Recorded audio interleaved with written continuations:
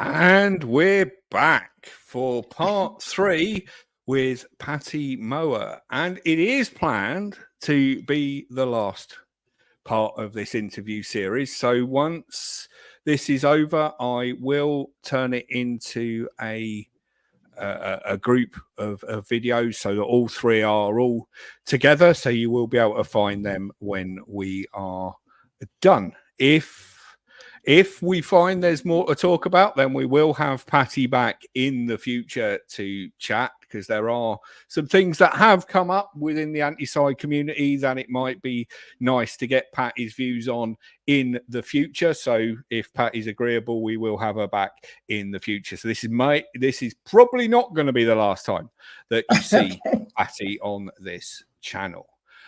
So with that being said, let's grab our towels and dive into the best pool on the internet, PTS, the Discord.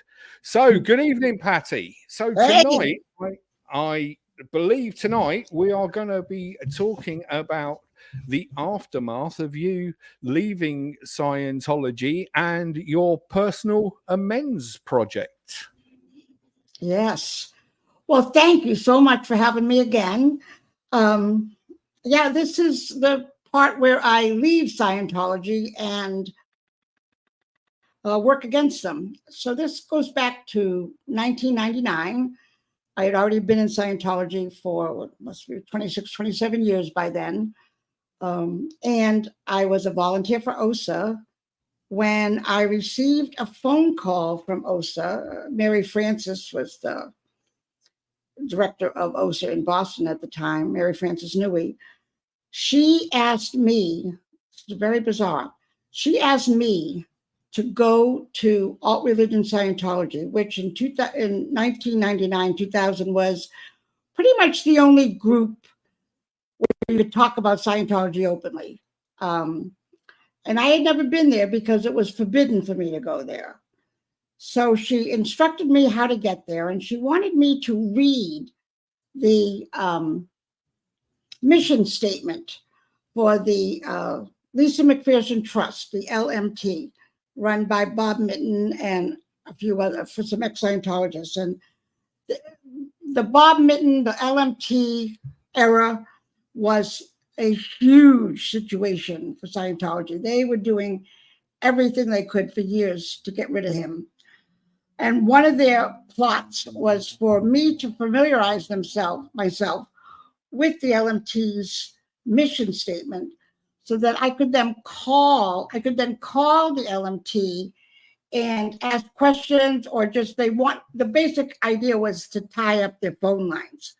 So I was to go and just be someone who could ask or tell a story. Like my sister's in Wicca, and I think it's a cult, and what do you know? And try to get them off the subject of Scientology and just tie up their phone lines with this other stuff. So I went to ARS and read the mission statement. And while I was there, I picked around, and I was like, holy cow, what is going on here? So I went back to ARS under my name, under a different name, under a pseudonym at the time, and started fighting with these critics, started arguing with them and telling them they were wrong. And I really felt that as a Scientology OT, that I had the ability to inform these people of the wonderfulness of Scientology. However, they didn't buy it. And what happened was they started talking to me. Some of them were extremely rude, and others were extremely kind. And the kind ones got through. There was a particular woman in, I think her name was Katrina Parnell. She was from one of the Scandinavian countries. She talked to me so nicely and told me about forced abortions. And I didn't know anything about it. I didn't know they had forced abortions. I didn't know anything about what was going on at higher levels of Scientology, just as most Scientologists have no idea. And she was so kind, and her kindness started breaking down the walls. And the next thing you know, I'm looking at critical websites. And then this man who has since passed, his name is Enzo Picone. He was an OTA, and he wrote to me through these anonymous sources. And when you have an OTA write you, and you're a Scientologist, and they tell you, hey, you know, this isn't what you think it is anymore, it tends to open up your eyes, because OTAs to Scientologists are like freaking gods. You know, they're like people who can do no wrong. They're spiritually superior to everyone else. Excuse me. So I have this OTA guy telling me, you know, there's a whole lot of problems here with this organization. He was still not so bad. He was sort of like a free zoner type, which a lot of Scientologists will go to before they get completely out. It's sort of like a stepping stone out. And once I got his letter, I really went to town, and I didn't go to work for like 2 weeks. I actually sat behind my computer and just read and read and read as much as I could take in about Scientology. And I read all these critical sites and about past Scientologists who had been working up at INT. And just, I mean, there wasn't a lot of information. I mean, because the whole, like, the big purge of information came out when Rinder and Marty Rathburn and Amy, that bunch all came out and did the truth rundown with the Tampa Bay Times. So now I'm like, oh my God, I don't want to. I was so, I can't even tell you. I was so upset that I had been duped. I was so upset that I had done work for these guys, despicable work for these guys through OSA. And I was just so upset that it was all a con. And I didn't even really completely grok that. I mean, I didn't really completely understand that completely at that time. I was still very much in the Scientology mindset and had all the brainwashing still going on, but it was a very tough time for me, because it was like, wait, you know, could this be true? And how much of it's true? And so I started posting, and then I decided that I would attend Scientology events and report on them anonymously. And what happened is I started writing these really long, crazy reports about what was going on in Scientology events and what they were saying. And none of this information had ever really come out before. So it was sort of a whole new thing, because Scientology never had an insider reporting. You just didn't do that. And I made sure that when I wrote my reports, I covered up who I was. I didn't say which org I was in. And I described myself as sort of like this tall blonde with big boobs and wearing high heels, when, you know, I'm this short old fat lady. So it kind of threw them. They were actually pissed about that, I found out. So I disguised myself.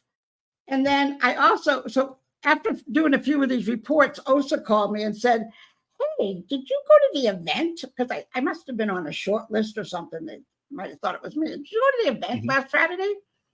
Yeah, I went to the one in New Haven, or I went to the one in Boston. So what I did is I had my friend here, the OTA, who was living in Italy at the time. I'd have him go to the event, and I would stay home. He would write the report, and I would post it, so that when they called me and said, did you go to the event? I'd say, no, I couldn't get there. So now I'm off the list. And that went on for just out of interest, because this question has come to me as you were talking. So while you were doing this for the anti-Scientology movement, were you still doing work for OSA in the org?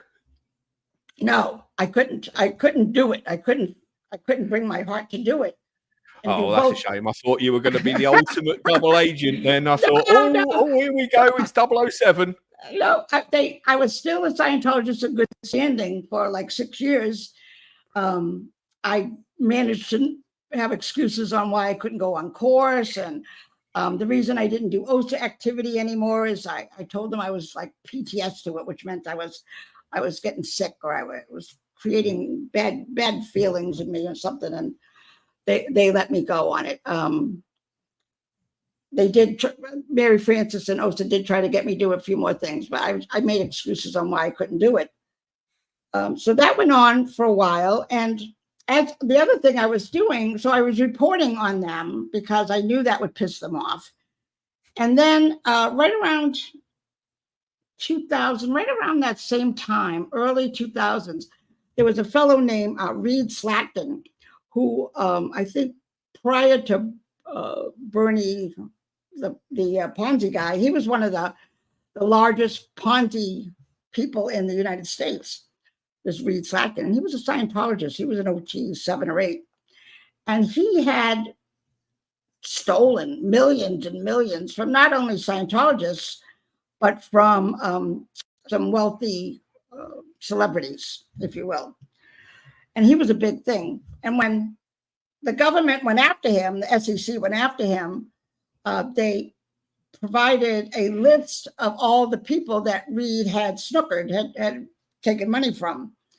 And that list was, maybe 100, 200 people. And nobody knew who was a Scientologist and who wasn't. So this little group formed of never ends, really. They called themselves the Elves. And I started looking in magazines, Scientology magazines, because I had a collection of them. I had collected every Scientology magazine I could have because I just liked to collect them. I thought it would be a nice collection to sell someday. Well, I started looking through the completion lists and looking for pictures of these guys, and I would send them to the Elves. Well, the Elves were like, whoa, this is great. And we formed a little group where I would provide them information. And then all of a sudden I'm thinking, you know what would really be good? What would really be good is to type up a list of completions in Scientology and post them on ARS. And I started doing that. And people liked that because maybe they had friends and family still in, and it would tell them that they're still on the bridge, or maybe they're not showing up. So I did that for a while, and then all of a sudden, Christy Watcher is, she runs Truth About Scientology. That's where you go and you find out if a Scientologist is listed on the completions list. And she and I started working together, and I would do these completion lists. She taught me how to do OCR, which back in 2000, 2001 was horrible. And I started making these lists and sending them to her. And she put up this website where all these Scientologists and the courses they did were listed. And this was really a huge tool for journalists and researchers and people who are looking. You find out some guy's a con man, and then you find out, he's also an OT8. So this was a big deal. And part of that, if you look at the Truth About Scientology, you'll see that we made it so that, let's say you're a Scientologist, you type in your name, and all of a sudden you pop up on the Truth of Scientology and your completions are there, which freaked a lot of people out. But we thought that since we got you to that website, all the information that would be right to hand would also be a very gentle introduction to how Scientology is not as what you think it is. Mm-hmm. And no Xenu, no crazy, you're in a cult kind of stuff. It was like, hey, take a look at this, and this is what this person has to say. And it was all a gentle move to get people to look, to get them to go to websites. Because again, this is forbidden as a Scientologist. It doesn't matter that you're an OTA. You're not supposed to go to these things. Mm-hmm. And if a Scientologist is already at a website, he's halfway there. I mean, halfway out the door, because just going to a website is so forbidden. You can get in so much crap trouble, cost you thousands in SEC checks. back then, back in the late 90s, wouldn't they have been banned from looking at the internet completely? Absolutely. Well, not public. Staff for sure. And Sea Org for sure. But the public weren't banned. What they did try to do is they set up this, I don't know if you know, they set up this website, My Scientology, where you did a short little video and you talked about how your success in Scientology. And when you, in order to put a video up, you had to put in a disc, a CD, and use that to make the video. Well, in that CD was a program that would block all the anti-Scientology websites. It had a whole list of words and people's names that if you try to put them into the computer or try to put them into like Google, it would block you. You wouldn't be able to see it. It wouldn't show up. So Scientology's own version of Net Nanny. Exactly. And a lot of people, obviously it's only going to work on the computer that you have now. Then once you replace it, then you don't have that Net Nanny anymore. But that was a huge flap that the anti-Scientologists were really upset about because it was a Net Nanny. It was stopping people from seeing this stuff. Well, so anyway, after years of just reporting on Scientology and doing these lists, and I was in a Scientology Facebook group that was Scientologists only. I was still very much under the radar. They were still looking to find out who I was. One of the people from Alt Religion Scientology that I made friends with came up to my home and showed me how to post through remailers, which if you look that up, I don't even know if they exist anymore, probably. Remailers are like completely 100% nobody, maybe the NSA can figure out who you are, but there's no way that you can find out because you're remailing through somebody else who's allowing you to. But taught me how to do that. As long as I had instructions I follow, I could do it. And I posted for years and years, like 4 or 5 years. And one night, OSA showed up at my door in 2005, 2006, somewhere in there. It was my best friend, Maureen O'Keefe, and OSA member, Kathy True, whose job, basically, she handled the Scientologists who were on the internet. That was her thing. She was handling external flaps with Scientologists reading. So they show up at my house, like 9 o'clock at night, maybe 9:30. I'm sitting at my couch, drinking a glass of wine, watching TV.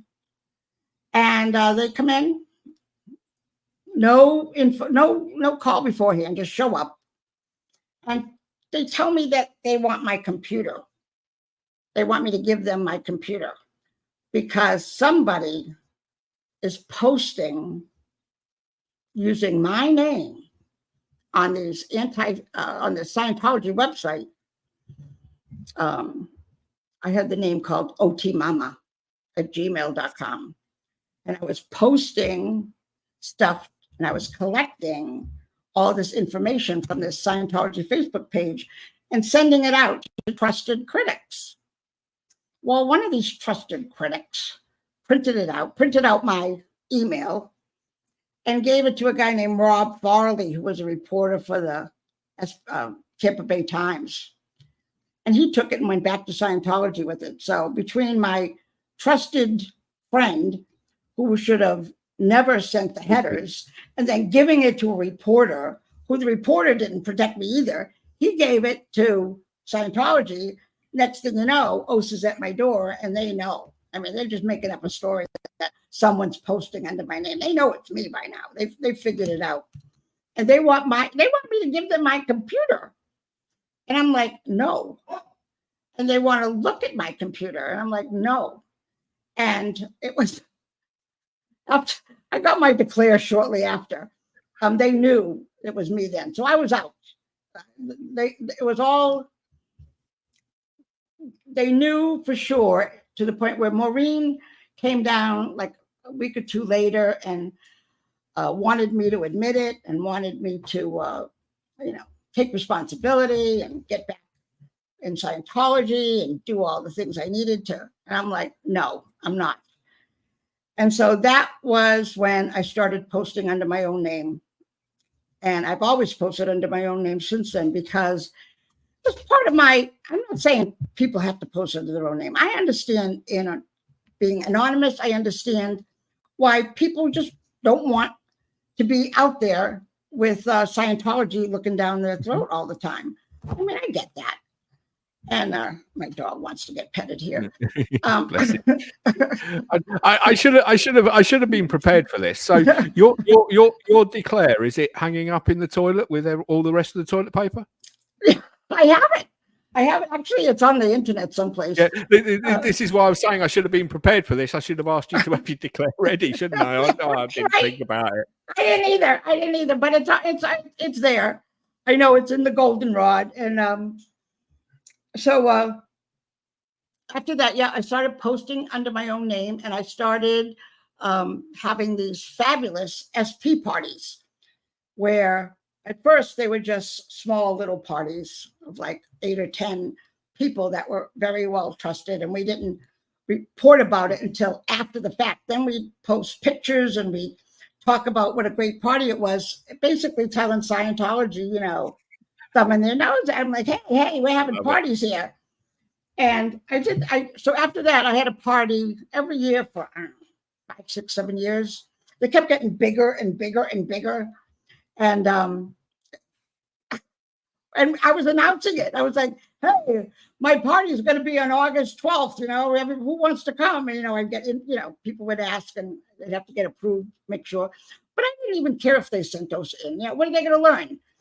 I actually thought maybe it would be great, because OSA coming to a party, they might break that wall. We might, absolutely get through to them. And that's why Scientology, when people think that somebody is OSA posting, you're OSA. Let me tell you, OSA doesn't send Scientologists into critical sites or critical groups, because they'll lose them. They know that the guy's going to eventually blow, because they're getting the truth thrown at them all the time, especially if somebody's nice about it. So yeah, exactly. And this is the point where I'm going to jump in and say, if any under the radar Scientologists are happen to catch this, I don't know how far out we're reaching at the moment, but come on out and join the party. It's great fun. Yeah, exactly. It's great fun, and you can post anonymously or whatever. But the idea is when I first started posting under my own name, part of the reason was because Dr. Dave Turetsky, who's a professor of computer science at Carnegie Mellon, brilliant guy, huge. He's one of the early OGs, started speaking out against Scientology. He told me, he said, it's like when you're dealing with these guys, he said, ridicule the cult, but don't ridicule individual Scientologists. But totally thumb your nose, lift up your skirt and wave your ass at Scientology, because that's what they deserve. And if you treat them like that, you won't feel so scared. You won't feel so worried. And so that's what I did. I just made fun of them. I had fun with my SPs. Yeah. So before we go too far down this road of what you were doing when you got out, just a quick question that Pete's just put in the chat. So in lieu of OSA, they'd send PIs instead? Well, would that be? They would. Yes. Nowadays, yes. Nowadays, because it's so dangerous to send Scientologists into groups of exes or never-ends who are speaking about it, they use PIs who are hired by lawyers who are hired by Scientology. So there's this whole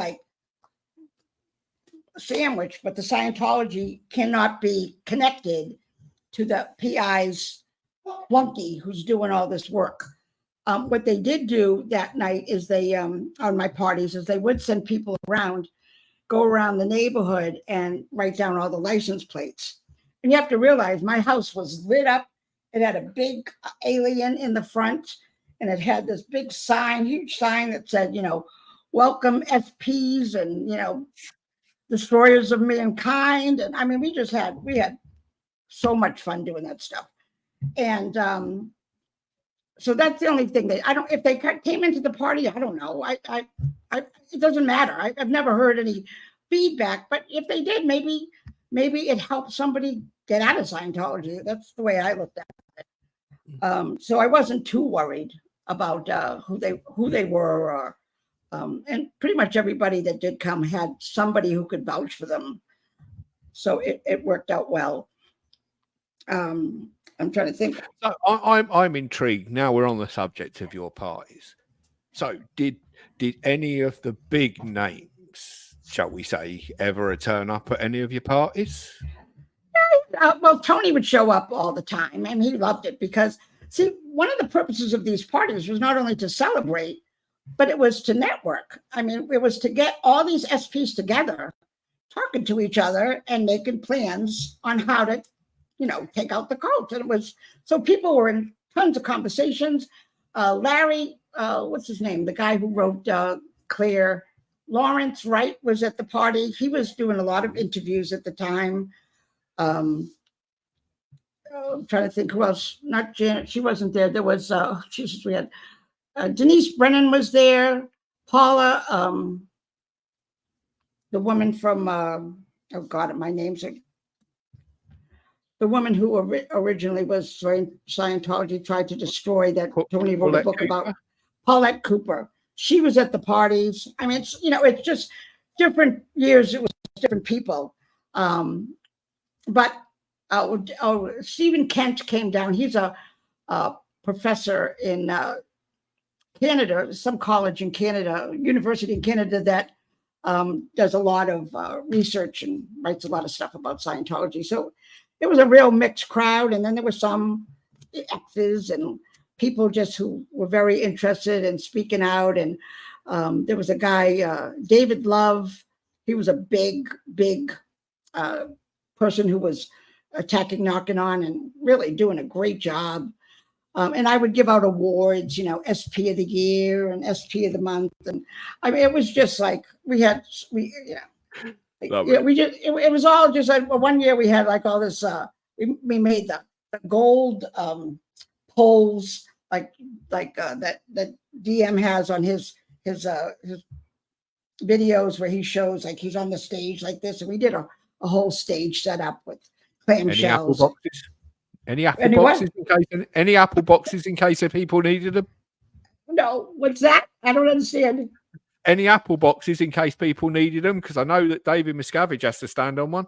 Oh, no. I know we had this little cutout of Miscavige that was about 2.5 feet tall with a bubble that said, "I beat my staff, LOL." So we had a lot. We had so much fun.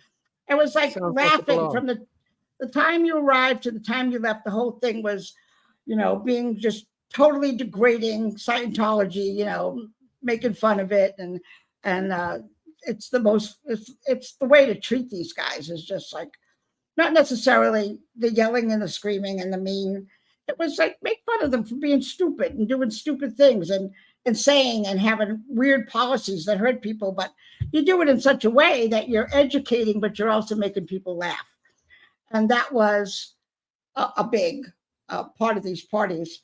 And then at one party I had, I think it was the 2004 or 2005 party, somebody had sent me, people were always sending me videos. Once I became, I think, no, I was still under the cover, but I somehow managed, I forget how it all worked, but I managed to get videos from people because there were some exes and never ends that I super trusted that knew my identity. Mm-hmm. And they're not any of the ones that exposed me. It was this one woman who screwed up with giving out my email address and the headers, but everybody else was so trustworthy and so worthy of me talking to them about who I am, that I would get sent these videos. And one of the things when people would send me videos or send me magazines, when I would open it, I would take the name, the return address, and rip it off immediately. I mean, I did not want to know where these things came from, because I was afraid that if I ever got in the deposition with Scientology and they asked me who's sending you videos, I would have to say. So I was really like, I would like tell myself, don't look. And then I'd, throw it in the fire and burn it. I just never wanted to know who was sending me stuff. And so at this one party, we had, might have been 2005. We had the Tom Cruise video, which somebody had sent me. It's actually this was a story I was going to ask about. So yeah, this was fun. So I have this video, and I think I had seen it already when I went to the event, or when I went to the. I had seen it at an event already, and so I wasn't so impressed by what it was all about. But I had a group.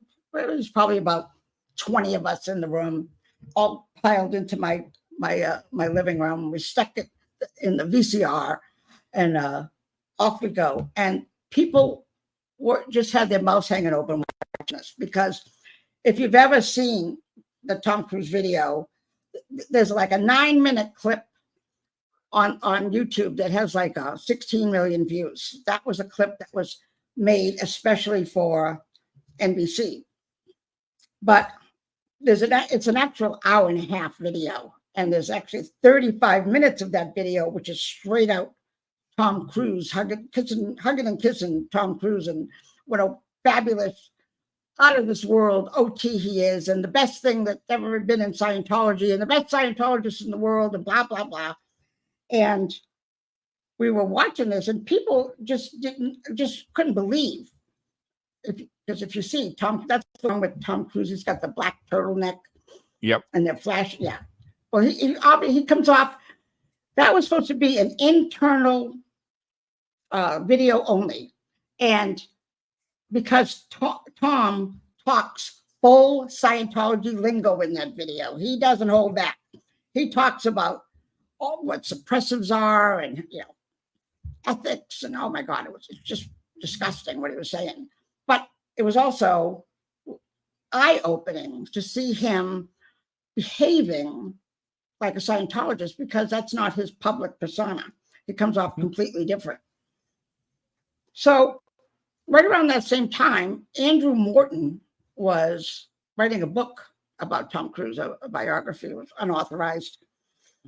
And I had a friend who was doing research for Andrew Morton on this book. And I sent her a copy of the video, and she was like flipped out. Oh, we got to get this to Andrew Morton for his book was being released, and he was doing this media tour. And one of the big first spots he was going to is the Today Show, I think was on NBC. Or it might have been a news show. I can't remember at this point. There's been so many. And we sent the video to NBC, and NBC said, "Oh no, we can't take this video. Somebody has to put this video online, and then we can download it, and then we can use it." But they just couldn't take it. So because I'm guessing from that, if they've downloaded it from, say, YouTube, they can then deny they know where it came from. Exactly. Or they can just say, well, it's already public. It's online. So I had no idea how to do that. I mean, how to put a video somewhere in a Dropbox or something so that NBC could, I had no idea how to do it. So I got a bunch of SPs together on email lines, and Mark Bunker, there were a bunch of people involved. Mark Bunker was involved, and this guy, Mark Ebner out in California. There's a lot of people involved in trying to get this 9 minutes set up and up into NBC. Finally, we did. And it was, of course, was done with a lot of drama, because there's always drama in the X community. But yeah, we got it up there, and it's been historic ever since. It was one of so then what happened is it went up. Gawker, I believe, was the place. Gawker, I don't even know if they still exist. Gawker put it up. Scientology tried to take it down. And when that happened, 4chan flipped out, and they decided to have a new purpose in life, and they were going to go after Scientology. And that's when Chanology was created, and the anonymous movement. So in a way, I spawned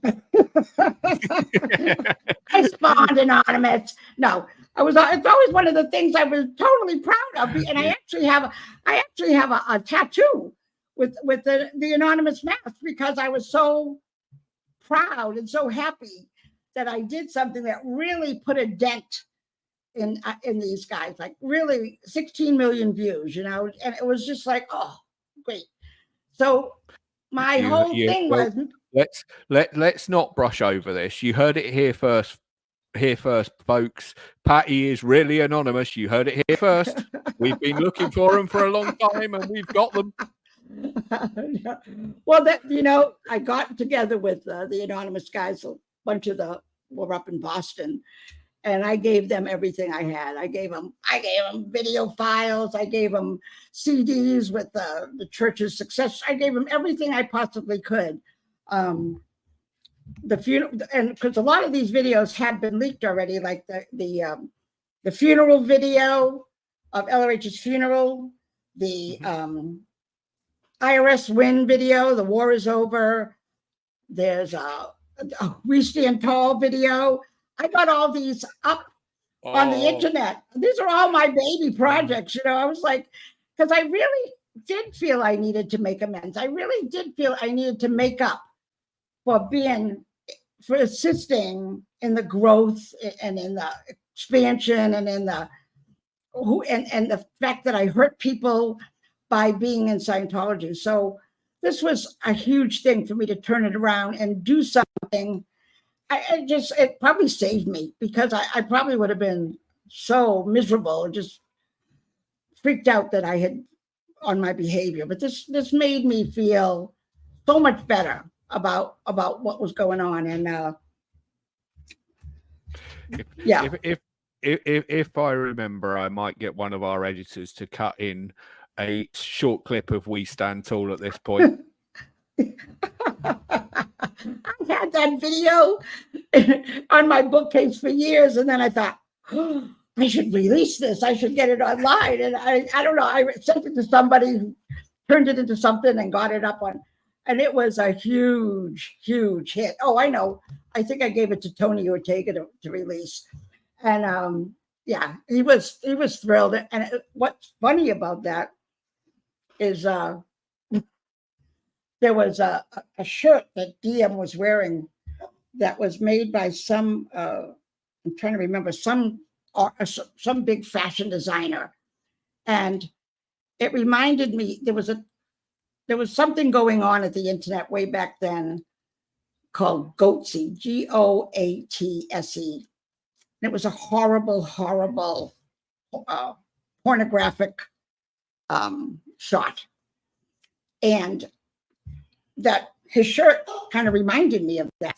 So when I typed it up, I mentioned this Goatsy shirt, and that went into like on all kinds of articles, and people I didn't realize how awful that was to do, but anyway, I'm sure DM was very upset about that in his Goatsy shirt.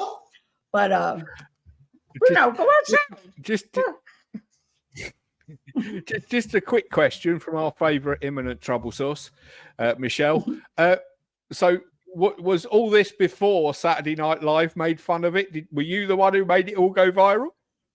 Yeah. That they made fun of. Right, they made fun of We Stand Tall once I got it out there, because it's you can't do it. So with neurotology, I think they called it.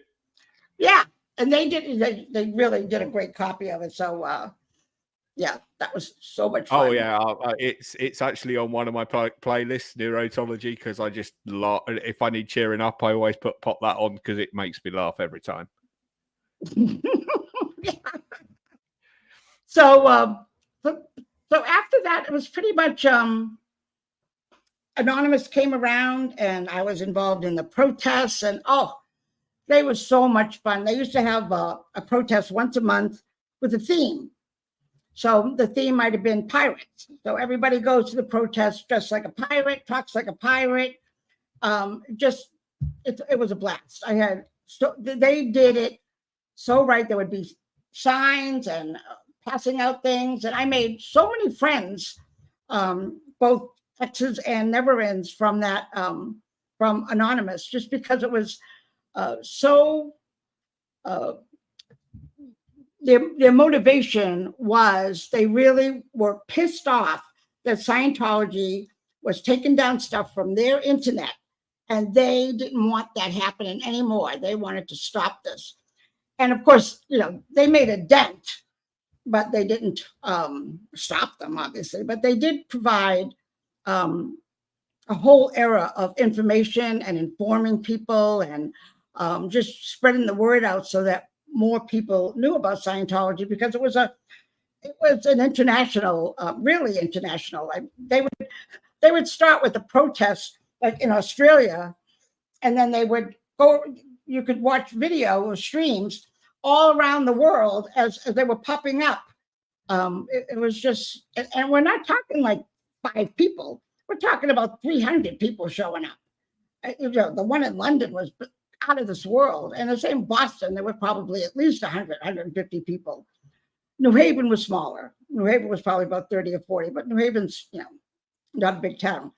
But yeah, it was so much fun back then. The protests were done with that sarcasm, or that attitude, that snarkiness, that was like Absolutely dismissing them rather than so serious and mean. It was all I think it was around that time where I started becoming aware of Scientology and getting involved in the protest movement in the UK. And even they were quite good fun, even though us Brits are very straight-laced compared to everybody else. Right. But they were quite good fun. Oh, that's part of Scientology activism that I enjoy the most, is that it makes me laugh, and it's fun, and we're doing stuff. We're getting the information out there. We're educating people, and we're having fun doing it. And yeah, there's always drama. There's, because when you deal with, it's not just Scientology. It's whenever you're dealing with anybody, especially people who've been so hurt and so traumatized by this group, there's going to be crazy, but that's to be expected. But sometimes you just need to push it aside and just keep moving forward with exposing Scientology, showing documents, showing what they're up to. And the more people that know about Scientology, not just that it's good enough that they know it's a crazy cult, but if they know even more about it, then it opens their mind to maybe not falling into another type of cult. They start learning and seeing the signs of a destructive group like that. So it has wide-reaching effects. 100%. And as much as I don't want to go on to all the drama that's going on at the moment, I'm trying to avoid it like a plague. I am interested, seeing as you are an OG protester from the Anonymous days. What do you personally think of the current round of protests? Because for me, I find I'll be honest, I have watched some of them, and I'm just like, how is that going to get somebody out of Scientology if you're doing exactly what Scientology are doing by shouting in the face? Yeah, it's sad. It makes me sad. It makes me mad, but mostly sad, because yelling at Scientology. First of all, I don't care what anybody says. Being mean to anybody on any subject does not change their mind. It just doesn't. I don't care what it is. You can't yell at people and call them morons and say stupid stuff like you're in a cult or whatever. And you're thinking, oh yeah, they're going to wake up right away. They're going to go, yeah, oh, that makes sense. Yeah, I'm in a cult. No, it takes some finesse, and it takes understand. If you understand Scientology, you can ask the right questions. Like you could say something like, why is it you can't read stuff on the internet if you're an OT? Like if you're an OT and you've done your PTSSP course and you can confront and shatter suppression, why aren't you allowed on the internet? Just maybe think about that. Or why is it, are you afraid of Scientology? Do they make you sometimes fearful of what could happen if you don't follow the rules? Like, what kind of religion makes you afraid? What are you doing? And just simple stuff like that. Just like asking, just think about it. Just think about things that don't make sense like that. Like, why this and how come that? Instead of like, do you know that Scientology does? Do you know that David Miscavige beats his staff? No, that's bullshit. They don't, you can't even go there. That's not really, they're not even near that point. Mm-hmm. And so, yeah, the anonymous thing, again, made it fun.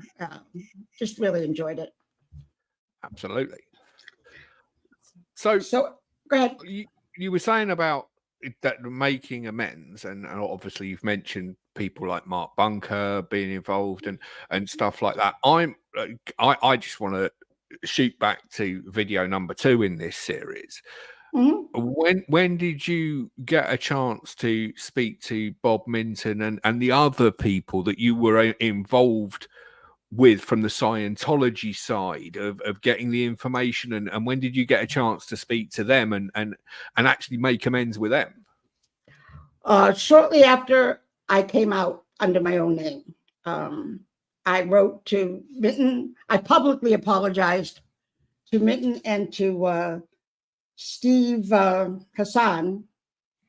Those are two people I couldn't remember his name. That's why I said Bob Minton and others. Yeah. No, I publicly apologized to them.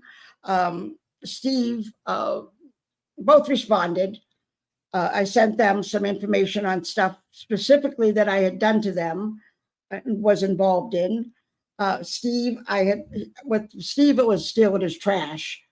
And Steve ended up at one of my SP parties, so he was cool. And Bob Minton, this happened later in the whole Scientology Bob Minton mess, and he was really tied up.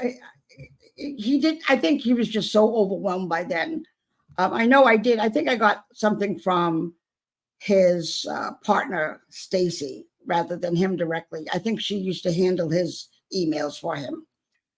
And he was a mess back then due to all the Scientology harassment. But no, and then to anybody else, I just did the public apology as, hey, this is what I did. And I laid it all out on ours, ERS. And I think somebody might have put it on a Scientology critical website, maybe some of my posts. But yeah, the thing was, by the time I got done with, when Anonymous started fizzling out, right around then my grandson was born, and I kind of like I've always kept an eye on Scientology and the critical movement. But when my grandson was born, my priorities changed. Well, now my grandson's grown up. Well, he's 10. Oh, absolutely. He doesn't want to play with me anymore. So I got a wind of what was going on in Scientology with FPTV, started watching it. At first I was like, yeah, this is good. Yeah. And then it's like, wait a minute, I started seeing things that were like real red flags and not something that I felt was helpful at all. The meanness, there was a meanness involved. And I don't like mean. I really don't. I really like laughing. I really have fun. If we don't have having fun. It's not. There used to be a quote from Scientology. It's like, it isn't fun if it isn't Scientology, if it isn't fun. Well, actually, it isn't fun if it isn't critics against Scientology, because the sense of humor that is, there's just endless jokes and there's endless things you can say, and what we have now, unfortunately, is the priority has changed to like this incredible infighting and slapping each other around and saying mean things to each other, and there's money involved. Listen, I don't have anybody having any problem making money off of having a YouTube channel and educating and discussing and providing documents about Scientology. They want to make $1 million. If they could be making thousands a day, thousands a week, I don't care, because they're doing a good job. But when it becomes a money-making scheme, and you're using Scientology for the reason to make money, that's backwards. That's not how it works. I mean, you can try to make it work, but you can see it's very unsuccessful. A lot of these streamers are not making money, or they're not making what they thought they could. A lot of them are doing, and it's like, again, these guys really don't know much about Scientology that are protesting it. They if you sit and try to ask them questions, you're going to get a lot of like not know about it. They're just doing this to get reactions from Scientologists walking around town and being offensive to them. And to me, it's like it's a waste of time. I hear, oh, well, we're educating people about science. No, you're not. I'm sorry, that's bullshit. Nobody's educating anyone about Scientology by yelling and screaming at Scientologists, or sitting in their car and driving through town, and you're watching them drive through town for 2 hours. That's not happening. And I realize that people can be duped, and I was duped. But let's take a look at the purpose of this. If you think, and I've run across a couple of people on Facebook who think these guys are doing a fabulous job, and I'm like, what are you talking about? These guys are just disaster. And TRO, the Scientology, is doing it. I do want to jump in at this point and just make the point that you were talking about making money on YouTube. I do want to make the point that we are not monetized. We are not making any money. Right. And I have been looking for an excuse to get this in. So I'm going to get it in now. If we ever get to the point where we are monetized, we will be sending all monies made with the channel to the Aftermath Foundation, so that we can continue to help get Scientologists out of Scientology. There you go. I mean, simple enough. I mean, these guys don't even give a portion, it seems. They have the SPTV Foundation, which is Aaron, and there's no accountability for this money.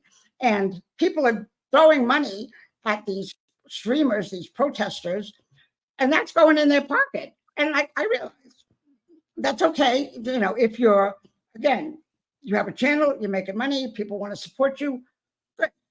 But that's not what this movement is about. That's not what taking out Scientology is about. And you can see that, again, Scientology is playing the long game.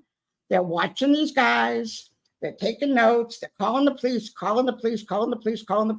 because they're actually trying to build up enough evidence so they can go get a TRO and get rid of them. Or some of these people will act so stupid that they'll actually do something that gets themselves arrested. So, and maybe they think that's a good idea because it'll get more clicks or something. It's not a good idea. You never, ever want to go legal with Scientology. They're a multi-billion-dollar company, and you are nothing but a pimple on a horse's ass when it comes to them.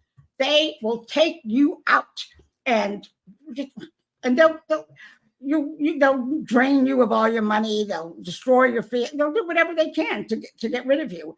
So if you're going to play smart. Don't give them the ammo. If you want to play, pick your sandpit. I mean, so, I think we should get a pool, see who's going to get the next TRO. Honestly, these guys are like, and I'm saying there are some for instance, Apostate Alex. He's kicking their ass. I love that guy. And there's a few others that aren't mean. They just do their thing. You're just answering the one question that I had starred from Michelle. Did Patty pop in on YouTube for any of Alex's protests? They're very different from the anonymous protests. Just curious about her opinion. Yeah, absolutely. I love that guy. I mean, he's, he did the whole, he had the protests at UK, at the St. Hill, and then he's going after the East Grinstead Council, and he's doing things with the government and trying to, this guy, he's not just sitting behind a camera or walking around the street. He's actually doing something. And there's so many things that these current guys could do. I mean, I made a post on Reddit the other day that said, hey, you want to do something? Go to a Reddit, like the Connecticut Reddit or the Massachusetts Reddit. Put a picture up of the Dianetics booth. Say, hey, you see this anywhere in our state? People are going to say, yeah, I saw him at this this place. I saw him, they were at this. Now, here you are. You're going to expose Scientology. You go there. You go to where those booths are set up. You film them. You show what's going on. They leave. You inform the organization that rented that space to them that they're a cult and they're trying to recruit people. So they never get invited back. I mean, that's a little thing you could do that would be incredibly effective. And there's one guy who actually did it.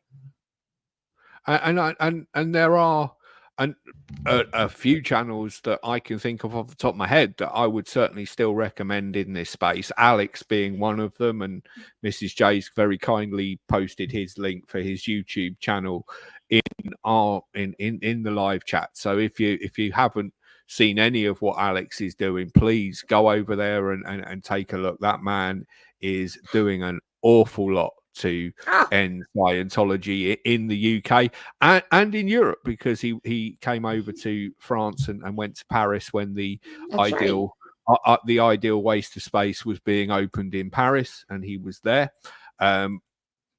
Mark and Claire, Blown for Good, they're still trying to get as much information out as possible. So I'd certainly recommend for anybody who's still looking into all of this, go and have a look at the Blown for Good channel. Ian Rafalco, he's trying to get the message out as well. He's a good one. It looks like Patty's lights have blown while she's been talking to me. No, you know what? It's got cloudy. It's like it's gonna rain. It suddenly went dark. I thought we were on the power cut. I was getting ready for your computer to go. It's like the clouds. It's like a black cloud out there. There's no sun. It's gonna pour any minute now. I was looking like, damn, it's dark in here. And I'm gonna pull up Road to Freedom's comment here as well. Far more targeting protesting. Also, as it's election season year, write to your local candidates, get them to make statements about Scientology. That's what Alex has been doing in the UK. I believe at the last count, including John Swinney, who interviewed Mike Rinder back in the day. For those that remember that, back in originally 2007 was the first one he did, and that was the famous Tommy Davis and Mike Rinder episode, and then he interviewed Mike after he left as well. John Swinney is standing in Birmingham somewhere, and then there's another 7 candidates I believe have agreed with Alex, and other plans afoot for once the election is over. So Alex is doing great things. Absolutely. He's a superstar. I mean, if I was still throwing parties, he'd get SP of the year. I mean, he's just doing. There you go, Alex. If you're watching, even though the parties aren't happening anymore, you are SP of the year. We will find a way of getting you a certificate to prove that. We will get one sorted. So Alex is doing great things, and there are a lot of great things going on in this movement outside of the drama. I mean, there's still thank you, Nick. Yes, Swinney is standing in Sutton Coldfield, which is just outside Birmingham. Okay. Oh, yeah, Peeling and the- oh, Scientology peeling the onion. Sorry, Janice and Mark. I forgot about you for a minute there. Janice Gillam Grady and Mark Fisher still doing great things on peeling the onion as well. yeah, they have that. It's actually a great channel. They get the old guys, the guys who have been around. Some of them were with Hubbard. And some of that information is just historical information, and the stories are fascinating. But Absolutely. that's fine. And you know what? I'm not opposed. I don't even know if they're commercial or not. But yeah, make money. But that's the thing, though. It's if we want to stop history repeating itself once we have ended the cult, we need to tell the stories. We need the history out there. Otherwise, we're just going to repeat it. And we're going to end up with another L. Ron Hubbard appearing out of nowhere, and we'll end up with Scientology 2.0. Right. So we need those. We need people like Janice and Mark who are telling the historical stories. We need people like you telling your story from when you were in the 80s and the 90s, because that's the only way we're going to stop it. Right. And just and it's all about, to me, it's all about education. If to teach people about cults and how they behave, because you can go deep on Scientology. A lot of people go right down the rabbit hole of finding out everything. It's almost like so weird. It's fascinating, because there's so much weirdness to it. But there's so many different parts that are just can be talked about. You're right. You're right. It's the weirdness that drags people in, because when I first came into all of this back in early 2000, I was just intrigued. I was at the time I was trying to find myself religiously, because I'd grown up in a Christian background, and I'd just got divorced, and it was like, Christianity ain't done much for me, so what else is out there? So I started digging in, and that's how I came across the craziness of Scientology.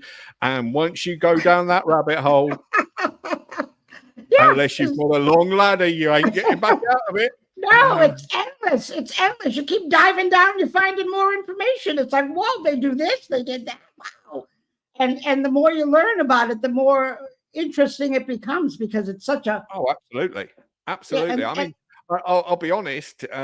When I first came into the Discord, which the channel is based upon, I was the quiet one in the corner, and then we had the drama kick off in November, and that got me more and more involved, and then I became a mod to help Michelle out, because I could see all the drama getting worse.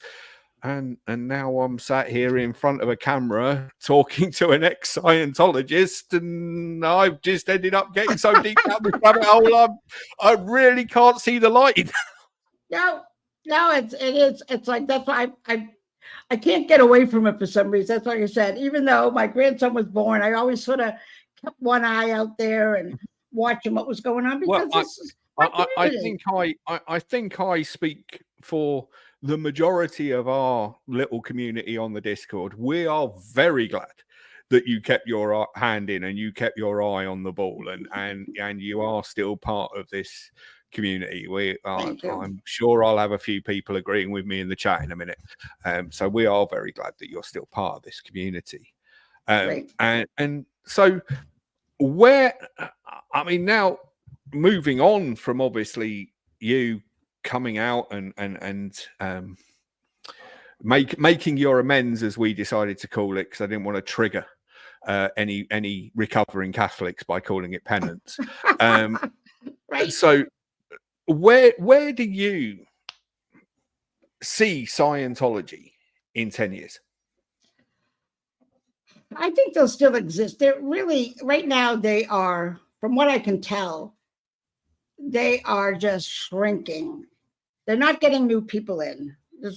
Maybe, I couldn't imagine, even if they do get new people in, they got to get them past the first couple of courses and in. And the internet has put the kibosh on all that, pretty much. The internet, it shocks me that people join Scientology in this day and age and don't Google it first. Or maybe they do, but they think that, they have the attitude, well, a lot of people say it's controversy, and that's something for me. I like controversy or something, some dumb idea of why it's a good idea to join Scientology. What they have is they have second generation kids. Now, what I'm speaking about, though, is in the US.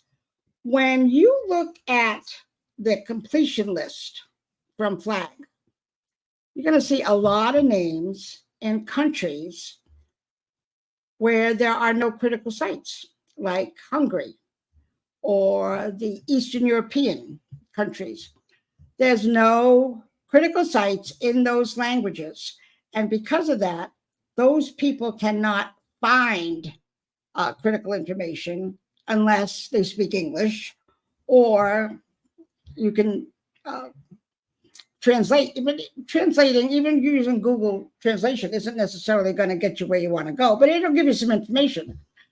But that's part of the problem. The same thing within Africa and in especially in the Asian countries, where there's just very, very little critical information about it. And so they tend to keep growing there. And when you look at the Scientology completion list, you don't see a lot of Anglo-Saxon names or names that are familiar with being an American or European. You're seeing a lot of skis and Vich and names that are definitely more from different countries. And so they're dying here in the United States, and probably in most European countries where people do speak some English. Well, but otherwise, it's a problem. Mrs. J did post a stat in the chat after calling you a true legend for exposing the cult, and I have to agree with her on that. Thank you. There's 25,000 Scientologists left, and 1,500 of which are in the UK. Yeah, that's ridiculous. That's not even a big cult. That's a little cult. But Scientology lies about it. Of course, they got millions and millions.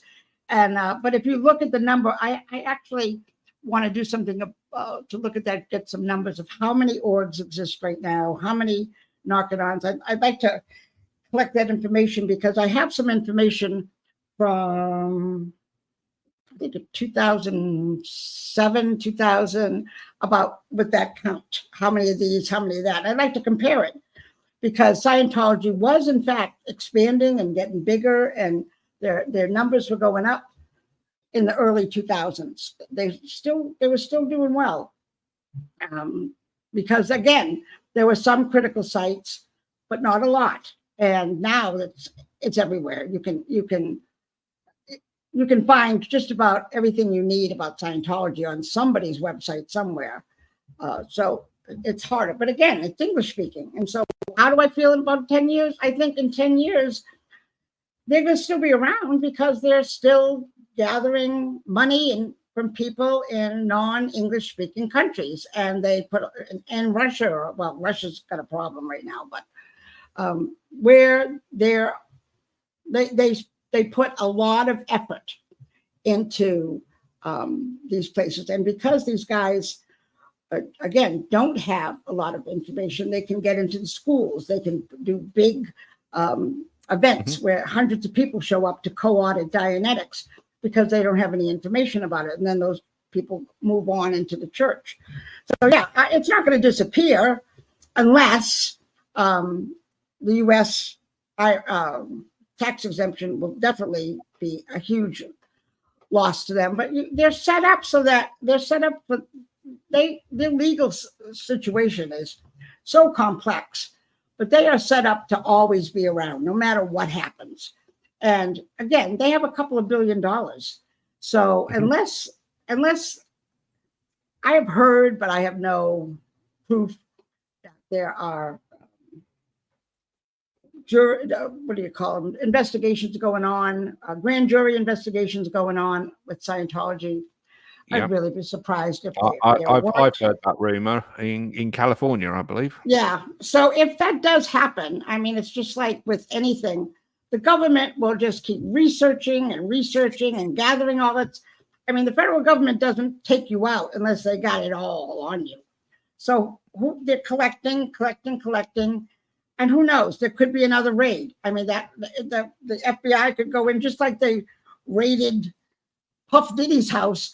They're going to come in and raid the shit out of Scientology, and they're not going to be prepared for it.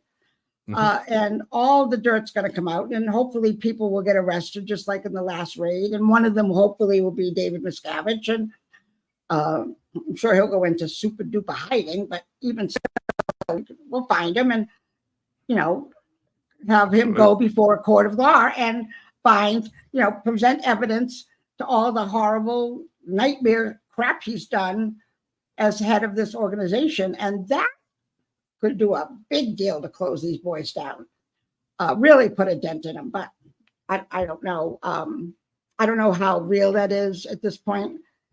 We'll see what happens. So that would before I go on to questions from the chat, one final question from me, which is really in two parts. Because you were there when L. Ron Hubbard was in charge. You were there when David Miscavige was in charge. So can you sort of, in a nutshell, explain the difference between the two of them? But then, part two, do you think there's anybody that's being groomed to take over when Miscavige passes? Part two, no, I don't think anybody's being groomed. The guys just couldn't even imagine that someone else taking over.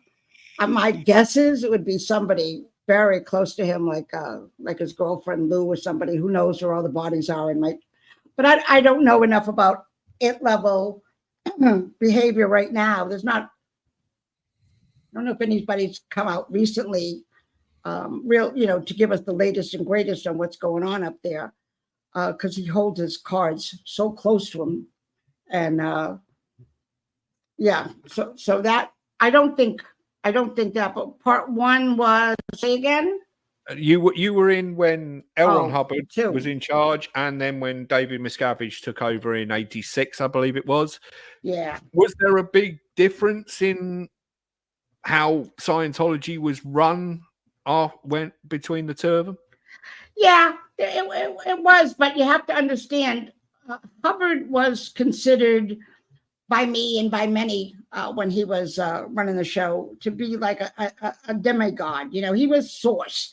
He could do no wrong. Anything written about him was lies or altered, and people considered him like mankind's only hope, where he, laid out this bridge, this path to go free, and blah blah. When he died, it all came out what a freaking asshole he is, and how mean and nasty he really is, and he's the one behind all the policies that are harmful. And but David Miscavige brought it to a whole new level, and he was part of the reason, believe it or not, why I did leave, because I saw him as being as being unkind. And even though I was in Scientology and I was unkind, I saw him making this a more militaristic organization where people, even in the orgs, were calling each other sir, the women and the men, which is a Sea Org thing. And I just saw it becoming more and more strict. And I understood on one hand why that would have to be, because, standard tech and all that stuff. But it also, again, it was a red flag to me. Like, what is going on here? Like, why are these people so,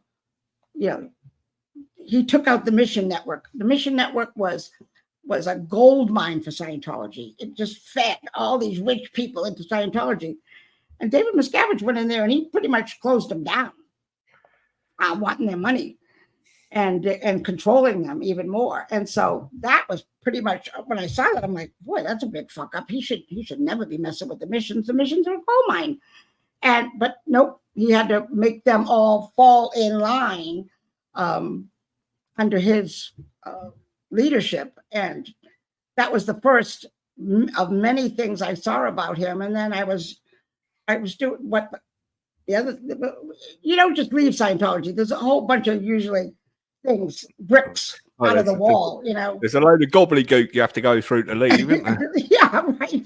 And but what happens is you get little signals, like some of the things that bothered me, and finally when I did go to ARS, I was able to have it, to grasp it. But some of the things that bothered me was that he was rewriting Hubbard's books. Like if you're an old time diehard Scientologist, that's just something you don't do. You know, you don't change the thing. I was doing a course where they changed the definition of second dynamic to being, it doesn't, like one part was the sex and children, but the other part was just being creative. So I had never read that. That's not anything that Hubbard had ever said anywhere, but they're using that so that they can explain to Sea Org members why they don't have to have sex and kids.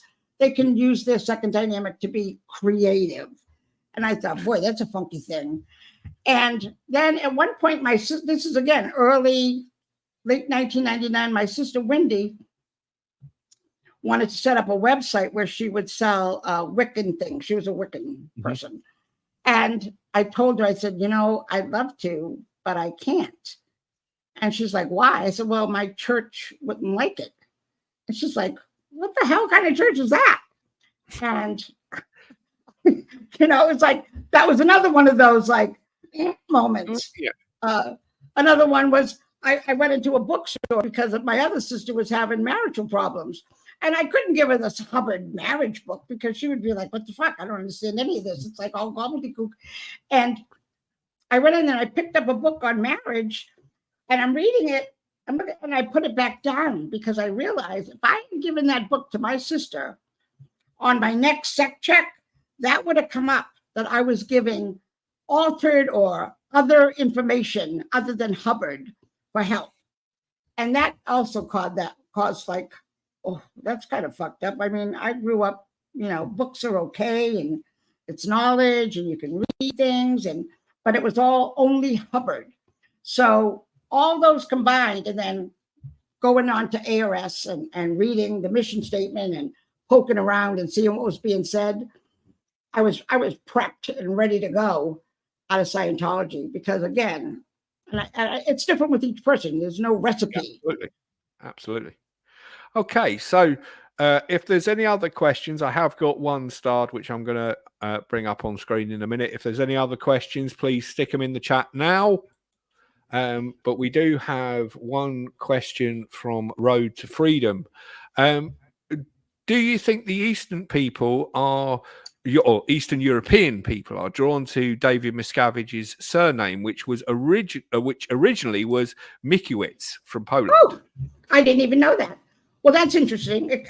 You know, I don't have any actually information that proves that or confirms that, but it kind of makes sense because people are, you know, they're ethnic. They, you know, if you see a guy whose last name is O'Malley, you know, you have well, at least for my generation, it brings in like that culture of the name. So yeah, you can identify. If I hear the name O'Malley, I'm thinking he's Irish. Right, exactly. He's an Irishman, and a lot of that is from, again, my generation of people discussing their ethnic backgrounds. You know, it was like, this guy's Italian, this guy's Jewish, this guy's from Poland. You know, it was always like part of who you are, where that's not really done anymore. And so, yeah, it very well could be, but again, I don't have any information about that, but it makes sense. Okay, thank you for the question, Road to Freedom. So is there any other questions from the chat? Oh, hang on. Yep, Mrs. J with a question. Question: was Tori one of the people who you came up against on the internet? I believe she's talking about Tori Chrisman. Yeah. Tori and I came out right about 2 months apart. I remember reading her on ARS when I was still identified as a Scientologist, and I was sort of shocked that she came out, but it was interesting. Tori and I never really hooked up because we didn't always see eye to eye on things in Scientology. And I never went after her. I never had necessarily words with her or just open disagreements.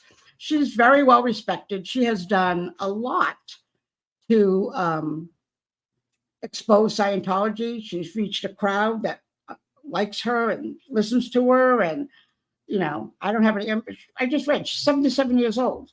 I mean, God bless her. She's still alive and kicking and going after the cult, you know, and she says she hasn't stopped. Really? So I mean, personally, we have very different viewpoints about things and how things should be done and who's good and who's a good source and who's not a good source. But I generally respect her enough that I wouldn't ever say anything to try to get people to stay away from her, because she's a good information for some people. And I think a lot of older people like her. Sounds good. Sounds good. Okay. So, anybody else? All right, okay. Tie this up. I just want to give people a chance because, like I said at the beginning, this is the final part. So, just want to give people a chance if they have got any burning questions. All right. But it's looking pretty quiet. So I shall tie it all up here. So thank you for joining us for this 3-part series, Patty. I feel it worked better as a 3-parter rather than you and I sitting here talking for 3.5 hours in one foul swoop. Absolutely.